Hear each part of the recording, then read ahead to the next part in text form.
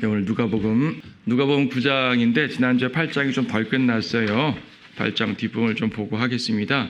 8장 41절부터 읽겠습니다. 보라, 야이로라 이름하는 사람이 왔는데 그는 회당장이더라. 그가 예수의 발 앞에 엎드려 자기 집으로 오시기를 간청하더라. 그 사람에게는 12살쯤 된 외동딸이 있었는데 그 딸이 죽어감이라. 주께서 가실 때에 무리들이 애워싸더라.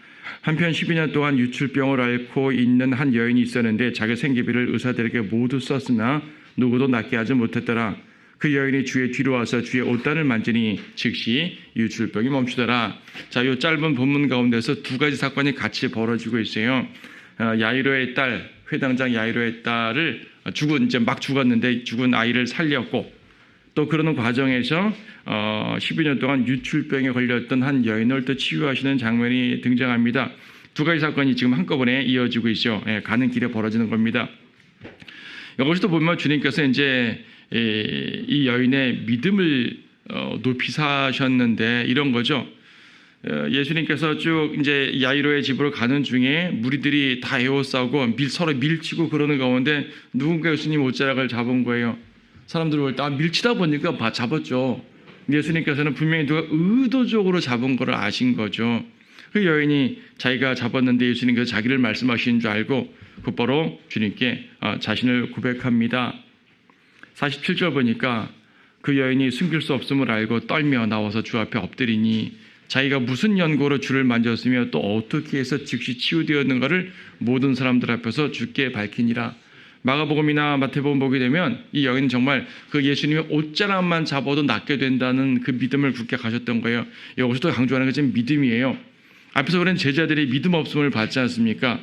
제자들이 풍랑 가운데 예수님의 계심에도 불구하고 믿음 없는 모습을 보였는데 이 여인은 믿음이 있었단 말이에요. 믿음이 있었어요. 45절에서 나를 만진 사람이 누구냐 하셨을 때 이건 책망하기 위한 것이 아니라 칭찬하기 위한 것이겠죠. 당연히 뒤에 칭찬하셨죠. 나를 만진 사람 누구냐? 언뜻 보게 되면 왜 감히 예수님을 만져? 예수님을 방해해?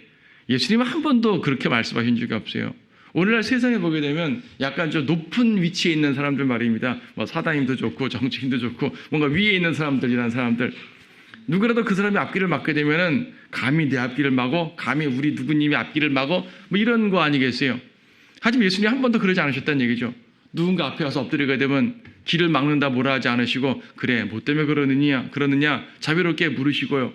누군가 예수님의 옷을 잡게 되면 왜 잡아당겨 하는 것이 아니라 네가 참 낫기를 원하는구나 하고 또 이렇게 위로하시고 치유를 베풀어 주시는 모습을 보게 됩니다. 이게 우리 주님의 모습이란 말이에요. 주님께서는 항상 그분의 마음을 성도들인 여러분들에게 열어놓고 계시다는 사실을 기억해야 됩니다. 많은 사람들이 무지하여서 그것을 모르고 하나님을, 예수님을 어떤 무서운 존재로만 생각하는데 전혀 그런 분이 아니라는 얘기죠.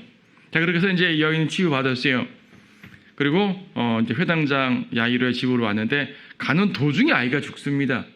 가는 도중에. 그러니까 처음에 내 아이를 살려주소서 할 때는 아직 죽지 않은 상태고 가는 중에 죽었기 때문에 사람들이 와서 더 이상 예수님을 선생님을 괴롭히지 마십시오. 이미 죽었습니다. 자, 여기서도 믿음을 요구하십니다. 50절에 보게 되면 그런 예수께서 이 말을 들으시고 그에게 대답하여 말씀하시기를 두려워 말고 믿기만 하라. 지금 계속 믿음이 강조되는 거 여러분 느끼십니까? 다 믿음이 강조되는 거예요. 믿음. 주님께서 행하실 수 있다는 믿음, 그리고 주님께서 나에게 행하신다는 믿음. 여러분, 행하실 수 있다는 믿음과 행하신다는 믿음은 좀 다를 수가 있죠. 주님이 행하실 수 있다는 믿음은 그것도 필요하죠. 왜냐하면 그분의 능력 자체를 인정하는 거니까. 근데 그분이 나에게 행하신다는 믿음이 더 구체화되는 거 아니겠습니까? 그분이 아무리 전능하시면 뭐예요? 그 전능하심을 나를 위해 사용하지 않으면 소용이 없는데, 근데 그분의 성도들은 모두 그분의 전능하심을 우리를 위해 사용한다는 사실을 알았거든요. 그래서 그것을 놓고 간구했고 주님께서는 그 믿음을 통해서 역사하셨어요. 여기서 아직 이 야이로나 그 사람들은 그런 믿음이 없었겠죠. 그래서 믿으라고 요구하신 겁니다. 믿음을 요구하셨죠.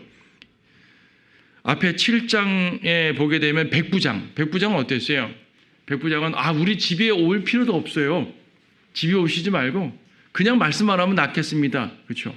근데 야이로는 우리 집에 오셔서 치유해달라고 그랬죠. 차이가 있어요. 그리고 앞에 백부장의 믿음을 큰 믿음으로 칭찬하셨는데, 자, 어쨌든 그래도 믿으란 말입니다. 그리고 주님 하신 말씀이 뭡니까? 50일에서 이스라엘 자고 있다고. 사람들 울고 통곡하니까 울지 말라. 아이가 죽은 것이 아니라 자고 있노라. 자고 있습니다. 인간의 죽음은 하나님께서 보실 때는 잠이에요. 특히 성도의 죽음은 잠입니다. 그렇죠? 잠이라는 얘기는 깬다는 얘기죠. 깹니다.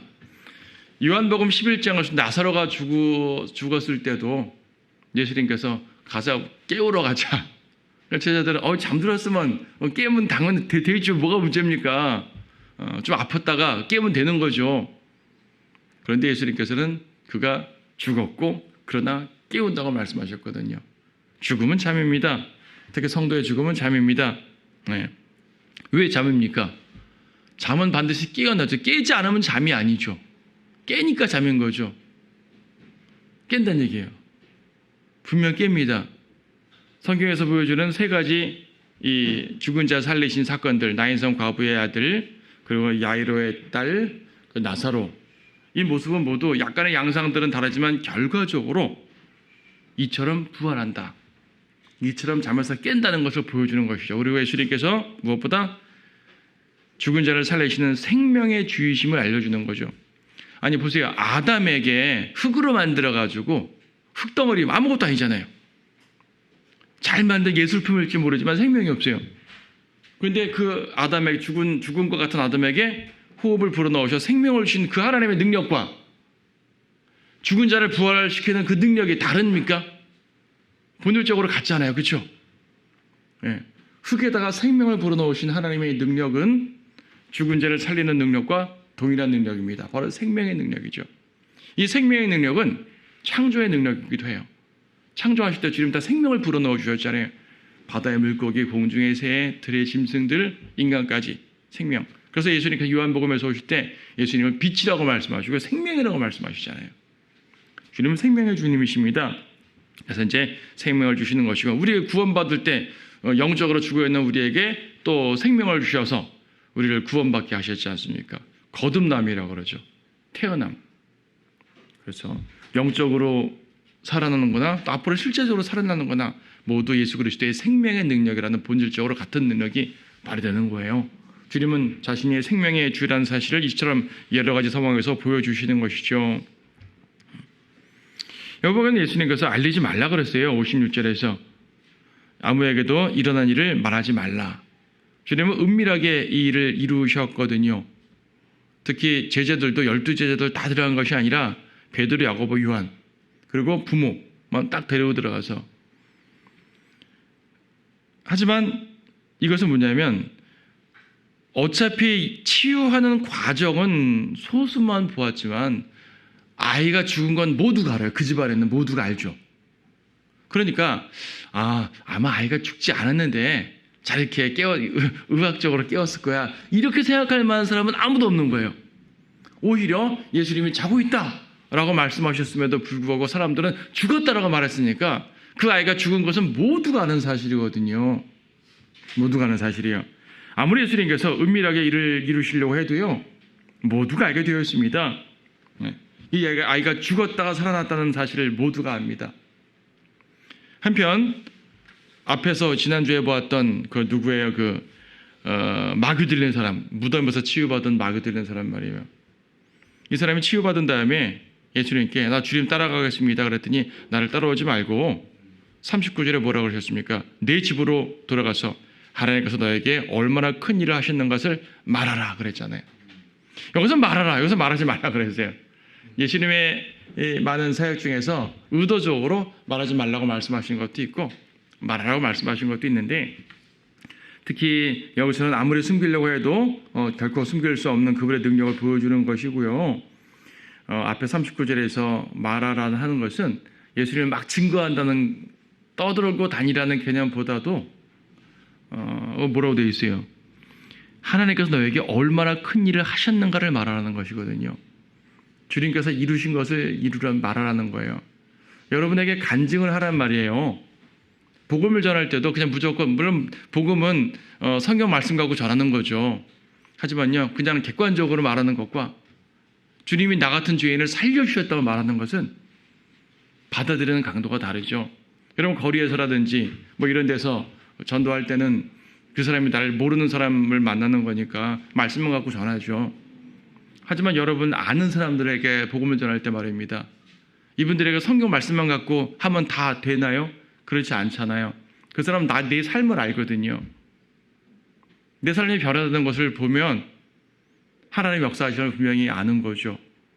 그리고 그렇게 됐을 때 내가 좀 도덕적으로 개선해서 삶이 좀 바뀌었다. 내가 좀 노력해서 뭐가 좀 성취를 이뤘다. 이런 것이 아니라 주께서 나에게 이루신 일이 이와 같다라는 것을 말합니다. 주께서 나에게 이루신 일 뭡니까? 이 마귀들린 자를 마귀를 쫓아내고 생명을 주셨거든요. 그러니까 여러분 간증할 때 궁극적 간증은 무엇입니까? 뭐 사소한 간증들 맞죠? 여러분 생활 속에 일어나는 수많은 간증들이 있어요. 기도 응답해 주는 간증들 많죠. 다 좋아요. 하지만 우리가 말해야 될 궁극적 간증은 무엇입니까? 나는 멸망할 죄인인데 정말 구원받을 수 없는 죄인인데 이 끔찍한 죄인을 주님이 다 살려주시고 치유해 주셔서 나를 이렇게 만들어주셨다. 정말 쓸모없는 나였는데 주님께서 이렇게 만들어주셨다. 나의 본질적 변화에 대한 예수님께서 이루셨다는 그 사실. 그러니까요. 결국 주님을 높이는 겁니다. 주님께서 나를 구원해 주셨다. 주님께서 이루어 주셨다. 주님께서 모든 것들을 해결해 주셨다. 주님께서 생명을 주셨다. 주님께서 자비를 주셨다. 주님이 얼마나 위대한지 보라. 주님이 얼마나 하나님께서 얼마나 큰 일을 하셨는가. 그것들을 우리는 말할 수 있어야 됩니다. 이것이 간증인 것이죠. 주님을 높이는 간증. 사람들은 간증한다고 하니까 자기 자랑하는 분들이 가끔 있어요. 내가 이렇게 됐습니다. 그거 자기 자랑이에요. 그것이 아니라 주님을 높여야 되는 것입니다. 복음서에 있는 모든 이적들을 사건들을 보세요. 결국 우리 주님이 어떤 분인가를 말하는 거잖아요. 주님이 어떤 분이며 또 어떤 일을 하셨는가를 보는 거죠. 자, 9장도 그렇게 연결이 됩니다. 9장 6절까지 읽어볼까요? 그 후에 주께서 12제자를 모두 불러서 모든 마귀들을 다스리며 병을 고치는 권세와 권위를 그들에게 주시고 그들을 보내시어 하나님의 나라를 전파하며 또 병든 자들을 치유케 하시니라. 그리고 그들에게 말씀하시기를 여행을 위하여 아무것도 지니지 말라. 지팡이나 자루나 양식이나 돈이나 두 벌 겉옷도 지니지 말라. 또 어떤 집이든지 들어가거든 거기서 머물다가 길을 떠나라. 누구든지 너희를 영접하지 아니하거든 그 성읍에서 나갈 때 그들에 대한 증거로 너희 발에 먼지를 떨어버리라고 하시니 그들이 나가 고을마다 돌아다니며 복음을 전파하고 가는 곳마다 병을 고쳐 주니라. 자, 12제자를 파송하시는 장면이죠. 마태복음에서는 10장에 나와 있고요. 누가복음에서는 9장에 나오는데 누가복음 10장도 또 다 비슷한 사건이 있어요. 누가복음 10장에서는 70명의 제자들을 파송한 장면이고 상황은 비슷해요. 9장에서는 12제자들을 파송하는 장면입니다. 이 사건은 마태복음의 10장에 나와 있는데 마태복음에서는 좀 이 상황을 자세히 언급하고 있고 누가복음에서는 간단하게만 언급하고 있어요. 자, 여러분 여기 누가복음 읽었는데 마태복음을 잠깐 같이 한번 읽어봤으면 좋겠습니다. 마태복음 10장 말씀에서 12제자를 선임하시고 보내셨을 때 뭐라고 되어 있습니까?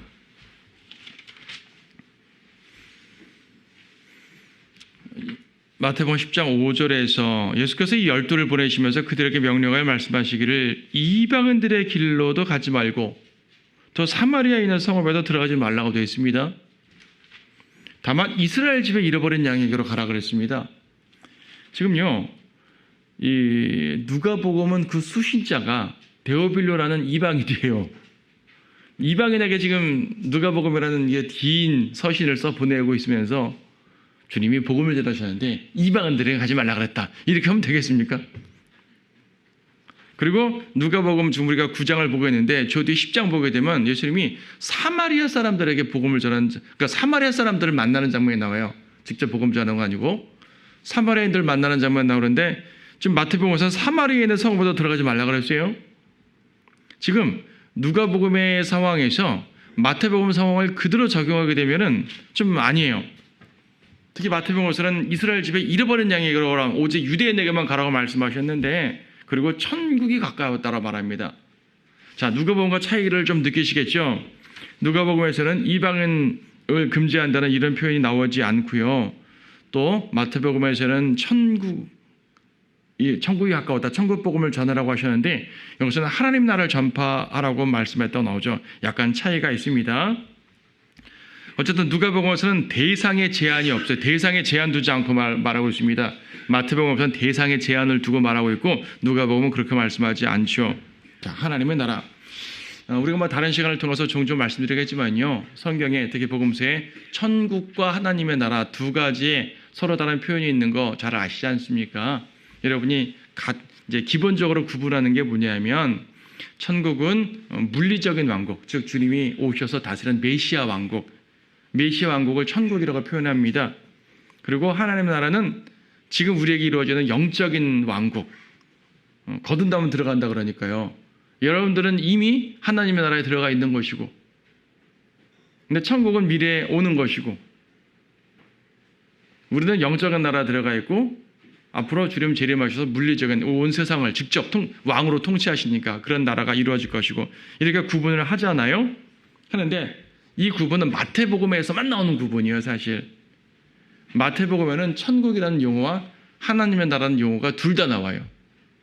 둘 다 나오기 때문에 킹덤 오브 헤븐, 킹덤 오브 갓 둘 다 나오기 때문에 그냥 말 그대로 구분을 시켜주는 거예요. 그냥. 근데 마태복음을 제외한 모든 복음서, 다른 복음서, 모든 서신들에서는요, 천국이라는 용어 자체가 안 나와요. 하나님의 나라밖에 안 나와요.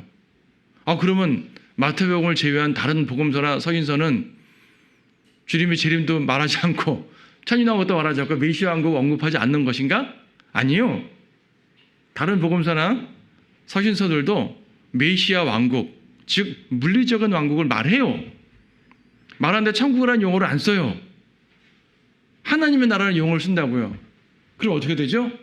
하나님의 나라라는 말 자체가 물리적 왕국과 영적 왕국을 둘 다 포함하는 거예요. 어떻게 구분해요? 문맥적으로 구분하는 거예요. 문맥적으로. 그래서 어떤 문맥에서는 이것은 하나님의 나라라고 썼지만 물리적인 나라를 말하는구나. 실제적인 재림하시는 나라를 말하는구나.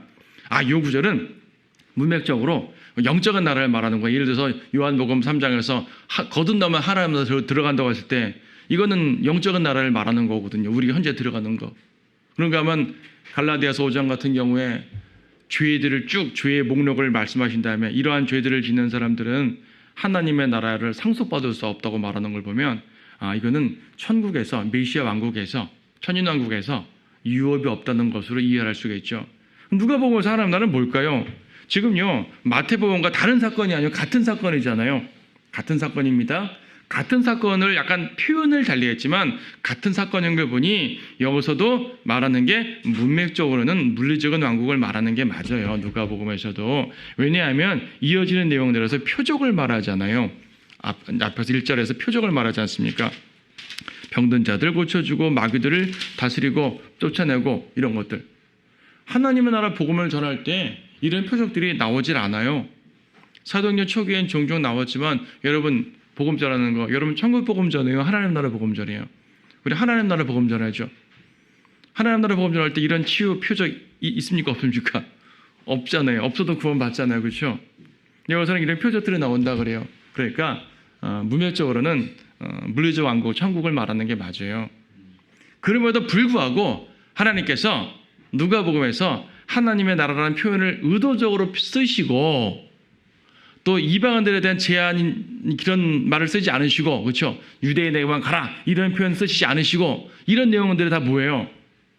누가복음과 마태복음은 같은 사건을 말하면서도 마태복음은 교리적으로 유대인에 맞는 왕국의 포인트를 맞춰 쓴 내용이고, 누가복음은요 유대인에 제한되지 않는 모든 만민에게 구원을 주시는 하나님의 능력과 그분의 구세주로서의 모습을 보여주시는 거거든요. 그래서 같은 상황을 기록하시더라도 그런 부분에 맞춰서 기록하시는 것이에요.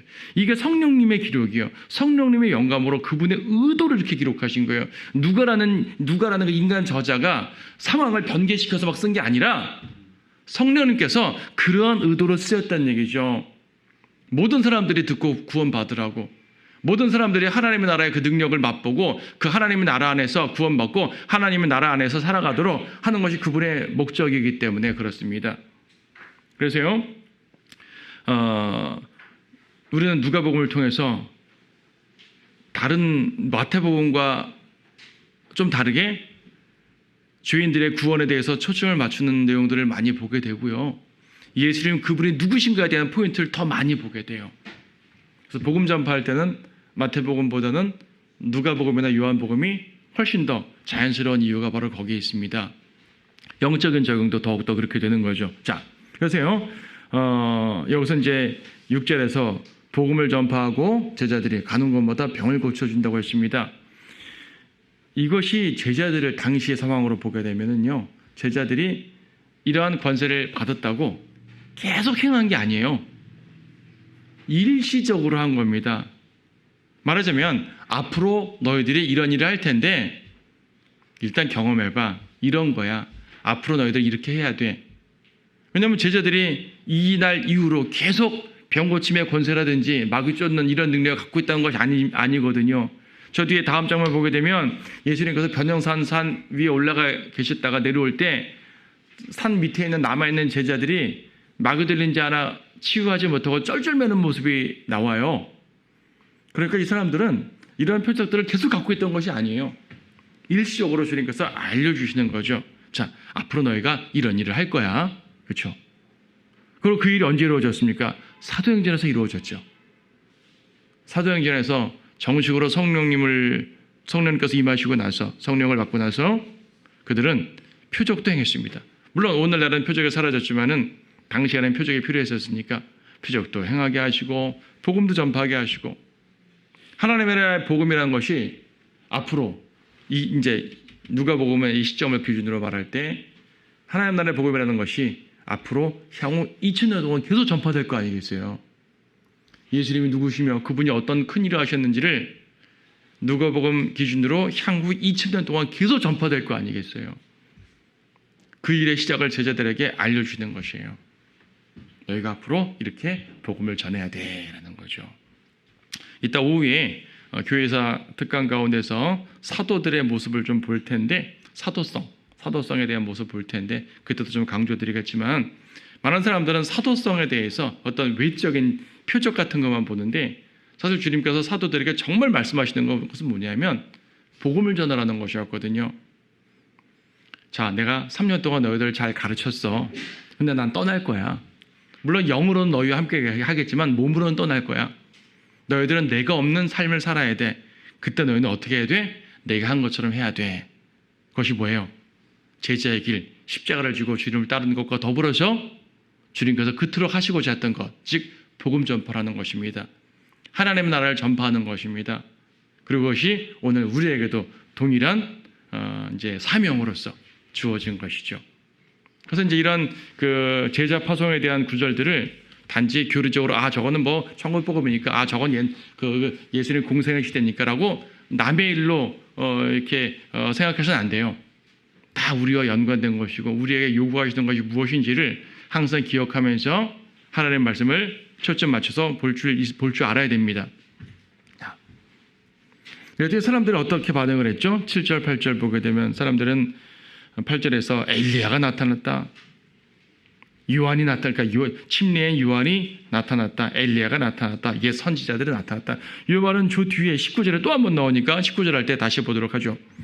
헤롯이 7절에 보니까 헤롯이 갈릴리 영주 헤롯이 이걸 보고 놀라는 겁니다. 아니 요한이 나타났다고? 요한 내가 죽였는데? 요한 내가 죽였는데 그렇죠? 9절에 요한을 내가 못 배웠거늘 이런 일이 내게 들리니 이 사람은 누구인가? 당연히 헤롯은 요한이 부활했다는 걸 믿지 못할 것이기 때문에 도대체 요한을 흉내내는 이 사람 누구야? 요한보다 더 뛰어난 이 사람은 누구야? 솔직히 우리가 요한에 대해서 많은 이제 그 설교와 그 복음서에 보지만은 사실 요한이 직접적으로 표적을 행했다는 말은 보지 못해요. 복음서에서 요한이 표적을 행했다는 말은 사실 없어요. 행했을 수도 있죠. 사람들이 반응하는 걸 보니까 예수님이 표적 행하는 것을 보고 요한이네? 라고 말하는 것을 보니 요한도 했을 수도 있지만 실제로 성경에서는 요한이 그런 거 했다는 것은 보지 못하기 때문에 우리는 알 수가 없습니다. 근데 이 헤롯마저도 예수님의 이적 관련된 내용들을 들으면서 요한인가? 요한 죽었는데 저 사람 누구야? 관심을 갖죠. 이 관심이 예수님 십자가 앞에서 이루어졌죠. 예수님이 죽으시기 전날 밤 빌라도에 갔다가 헤롯에게 갔다가 또 빌라도에게 보내졌다가 왔다 갔다 하셨잖아요. 그때 헤롯이 자기에게 오는 예수님을 보고 내가 정말 만나보고 싶었어 하고 반기죠. 반긴다는 것이 이제 나쁜 의미로 반긴다는 거지만 어쨌든 이제 그런 상황이 보여집니다. 관심을 가졌어요. 헤롯의 이 관심은 예수님의 죽으시기 전날 이루어집니다. 도대체 그가 누구야? 그런데 여러분, 이처럼 예수님에게 관심을 보이는 사람들은 많은 거예요. 예수님에게 관심을 보인다고 구원받는 게 아니란 얘기죠. 예수님을 믿어야 구원받는 거지 관심을 보인다고 구원받는 게 아니에요. 때때로 세상 사람들도 예수님께 관심을 보입니다. 철학자들도 예수님께 관심을 보입니다. 아, 저 사람 말하는 게 되게 위대한데 도대체 저 가르침이 얼마나 훌륭한데 관심 있는 거예요. 저 사람이 위대한 이적 행했다고 하는데 이적 행한 건 믿지 못하겠지만 어쨌든 대단한 사람인 거 맞는 것 같아. 저 사람이 로마를 발칵 뒤집어 놓은 그 영향력 정말 대단해. 역사가들도 무슨 뭐 문학가들도 종교인들도 사상가들도 예수님께 관심을 갖고 있다는 얘기예요. 하지만 관심으로 구원받는 게 아니죠. 구원을 어떻게 받는다고요? 믿어야 받는 거죠. 구원받은 성도들도 마찬가지예요. 주님께 간구하잖아요. 어떤 성도들이 진정으로 진심으로 주님께 간구해가지고 주님께서 불쌍히 여기셔가지고 응답된 걸 봐요. 주님께서 저렇게 이끌어 주시는구나. 주님은 정말로 위대한 분이구나. 관심을 가져요. 그런데 그 능력이 자기한테 발휘되도록 믿음을 갖지 못하는 거예요. 여러분, 예수님은 단지 관심의 대상이 아니라 믿음의 대상이라는 사실을 굳게 기억하시기 바라요. 헤롯 같은 믿음은 절대로 가지면 안 되는 거죠. 믿음도 아니죠. 그렇죠? 자, 그래서 이제 다음 사건은 뭡니까? 우리가 잘 아는 소위 오병이어 사건입니다. 10절 보니까요. 그때 사도들이 돌아와서 자기들이 행한 일들을 모두 주께 말씀드리니 주께서 그들을 따로 데리고 벳세다라고 하는 성읍의 외딴 곳으로 가시더라. 벳세다라는 그 지역은요, 이제 갈릴리가 이렇게 그 길쭉한 호수잖아요. 호수면은 북쪽 중에서도 약간 동쪽에 있어요. 카퍼나움이 북쪽에서 약간 서쪽에 있고 벳세다가 북쪽에서 약간 동쪽에 있어요. 두 거리는 그렇게 큰 거리는 아닌데 하여튼 좀 떨어져 있는 그 마을이죠. 그 카퍼나움은 바로 이 마을 자체가 바닷가에 연해 있는 마을인데 벳세다는요, 그 바닷가에서 약간 공터가 있어요. 좀 꽤 커요. 꽤 큰 이제 그 공터가 쭉 있고, 그리고 그 살짝 언덕을 넘어서 벳세다라는 도시가 형성되어 있어요. 그러니까 이제 벳세다 앞에 외딴 곳이라고 하게 되면 바닷가 앞에 그 평지를 말하는 것 같아요. 외딴 곳, 영어로는 데저트라 그래가지고 광야라는 말과 같은 말입니다. 시사하는 바가 커요. 여기를 광야라고 직접 말하기 표현하기는 상황상 어렵지만은 외딴 곳이죠. 외딴 곳. 그 외딴 곳인데 주님께서 이 외딴 곳에 5,000명 이상 성인 남자만 5,000명이니까 뭐 15,000명 이상 모이지 않겠어요? 실제로 그 지역 자체가 엄청 넓어요. 15,000명 아니라 5만 명도 모일 수 있는 만큼 엄청 넓은 곳인데 거기서 이 이적을 행하신 거거든요. 행하셨는데 이게 마치 어떤 예표들로 연관이 되는 걸 보게 됩니다. 어떤 것들을 볼 수 있냐면 광야에서 주님이 빵을 40년 동안 주셨잖아요. 만나를. 그것도 외딴 곳 아니에요. 더 넓은 외딴 곳이지만 외딴 곳에서 사람이 없는 곳. 그렇죠. 그리고 누가복음 4장에서는 이 외딴 곳 예수님께서 그 40일 동안 금식하고 시험을 받으셨죠. 물론 같은 장소는 아닙니다. 같은 장소는 아니에요. 장소와 같지는 않지만 이 외딴 곳, 광야라는 의미에서 뭔가 통하는 겁니다. 지금 이것이 궁극적으로 이루어지는 것이 또 언제냐면은 계시록 12장에 보게 되면은 이제 이스라엘이 대환란 때 적그리스도의 눈을 피해 가지고 이제 숨어 들어가잖아요. 광야로 숨어 들어갑니다. 보통 페트라라고 말하지만 광야로 숨어 들어갑니다. 여기서 주님께서 초자연적인 방법으로 특별히 부양을 하셔요. 그것도 역시 광야에서 빵을 주시는 거예요. 주님께서 광야에서 주시는 빵, 마귀는 광야에서 당신이 빵을 만들어 드시오라고 말했지만 사실 주님은 자신의 배고픔을 위해 빵을 만들어 드시던 것이 아니라 굶주린 백성들에게 빵을 만들어 주시는 분이죠. 그것이 육적 빵이든 영적 빵이든 어쨌든 간에 주님은 주시는 분입니다. 자, 그래서 이제 그런 모든 것들이 교리적으로 예표적으로 연결되는 아주 중요한 본문이에요. 특히 이것이 얼마나 중요한 본문인지 이 오병이의 기적 자체는 마태, 마가, 누가, 요한, 사복음서가 모두 말하고 있어요. 이거 드뭅니다, 이런 거. 어떤 사건들은 마태, 마가만 말하고 있고요. 어떤 사건은 마태, 마가, 누가만 말하고 있고요. 보통 마태, 마가, 누가 세 개가 같이 말하는 게 많아요. 보통 공관복음이라고 그러잖아요. 요한복음은 딱 떨어져 있어가지고 좀 다른 사건들을 많이 말하는데 예수님께서 겟세마네에서 붙잡히고 신문 받으시고 죽으시는 이 장면부터는 사복음서가 모두 같은 걸 말하죠. 근데 그 전까지는 같은 걸 말하는 거의 없거든요. 근데 그 사복음서가 모두 다 말하는 그 몇 개 안 되는 것 중에 하나가 바로 이 사건이에요. 매우 중요함을 알 수 있겠죠. 요한복음에서는 이 사건이 소년의 도시락으로부터 시작되었다는 것을 보여줍니다. 이 거대한 무리들 다 배고플 텐데 날도 저물었는데 그냥 보내십시다. 아니 날도 저물었는데 그냥 보내면 안 되지. 뭘 먹여 보내야지. 그럼 보통 그러잖아요. 손님이 오면은 좀 먹여 보내야지. 날도 저물었는데 이들을 어떻게 먹여? 이 사람들 다 먹으려면 마을에 살지도 못하고 사도 엄청난 돈 드는데 어떻게 합니까? 너희가 줘. 우리가 어떻게 주죠? 소년의 도시락이 있어요. 보리빵 5개, 물고기 2개. 아니 여기 이게 도시락이 있긴 한데 이걸로 어떻게 얼마나 되겠어요? 한 뭐 2-3명 나눠 먹겠습니까? 보리빵 얼마나 큰지 모르겠어요. 작은 보리빵이면 혼자 먹어도 부족하겠고 소년의 도시락이니까 이게 꽤 컸겠어요. 좀 큰 덩어리라면 뭐 가족이 나눠 먹을 수는 있겠죠. 근데 그걸 나눠주라. 우리는 이 사건 다 내용 자체는 다 알잖아요. 주님께서 축복하시고 빵을 주어 주셨더니 12제자들에게 나눠주려면 빵을 띄어서 줬을 거 아니에요. 5덩어리인데 어떻게 한 덩어리 주겠어요? 12제자한테 띄어서 줬는데 띄어주니까 자라났어요. 얘가 또 제자들이 띄어주니까 또 자라났어요. 이렇게 해서 먹은 게 성인 남자만 5,000명이고 12광주리가 남았다고 하니까 진짜 이러한 기적을 보게 되면 예수님을 안 믿을 수가 없지 않겠습니까? 근데 여러분 보세요. 이런 기적을 보고 어떻게 안 믿지? 라고 생각하는 게 여러분 당연한 심정이죠. 그런데요, 안 믿어요. 먹기만 하고 가요. 요한복음 보게 되면 그 다음날도 쫓아왔어요. 또 예수님 만나러 쫓아왔어요. 어디 가셨어요? 어디 갔다 왔어요? 왜 쫓아왔어요? 빵 더 달라고. 어떤 표정만 달라고. 예수님의 본질에 대해서 이해하지 못하고 믿지 못하면서. 생각해 보세요. 이런 이적을 베푸는 분이 메시아가 아니면 누구겠습니까? 그리고 출애굽부터 민수기까지 있는 그 광야 40년 동안 말입니다. 그 사람들은 매일 아침 만나를 먹었잖아요. 근데 그 만나를 먹은 날도 이 사람들은 반역을 했어요. 그 만나는요, 안식일만 빼고는 40년 동안 끊이지 않고 계속 내렸다 그랬죠.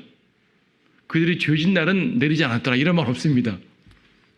코라의 반역이 일어난 날도 만나를 내렸다는 것이에요. 불뱀에 물려 죽은 그날도 만나를 내렸다는 것이에요. 이거는 뭐냐면 거꾸로 말하면은 그런 만나를 먹고서도 여전히 주님께 반역하고 불순종하고 믿음 없는 모습을 보인다는 얘기죠. 어떻게 이런 이적을 보고 주님을 믿지 않지? 라고 생각하는 게 여러분 생각이지만 실제로 많은 사람들은 어떠한 이적을 보더라도 믿질 않아요. 바리새인들이 그랬지 않습니까? 선생님 하늘로부터 표적을 보여주십시오. 아니 너희들 내가 보여줘도 믿지 않을 거 아니야. 내가 지금 3년 동안 수없이 보여줬는데 안 믿고서 뭘 보여달라는 거야? 요나의 표적밖에 보여줄 게 없어. 내가 죽고 부활할 거야 라고 말씀하시지 않습니까? 그래서 이 주님의 이적과 사람들의 믿음은 좀 다른 차원 같아요. 본다고 다 믿는 게 아니죠.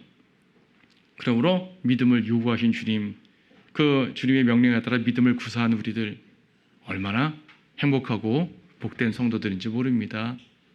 주님께서는 은총을 베풀어 주셨고 우리는 믿었고 주님의 은총 가운데서 항상 누리는 우리 이제 그분의 양떼들이 되는 것이죠. 이 초장 가운데서 먹였다는 얘기예요. 광야에서 양떼를 먹이는 거예요. 광야에서 양떼를. 우리가 바로 광야에서 양떼를, 광야의 양떼들이고 주님의 말씀으로서 부양받는 거죠. 그분의 생명의 양식으로서 부양받는 거죠. 그러므로 그러한 믿음 가운데서 온전히 주님을 따르는 여러분들이 됐으면 좋겠어요. 시기적으로는요, 이 사건으로 예수님의 전기 갈릴리 사역과 후기 갈릴리 사역이 나뉘어져요. 17절, 18절 사이로 딱 끊어져가지고 동그라미 표시 있잖아요. 문당 부분 사이가 이제 엄청난 일이 벌어지는데 다른 복음서에서는 다른 사건도 나오지만 누가복음서는 이렇게 연결시키고 있네요.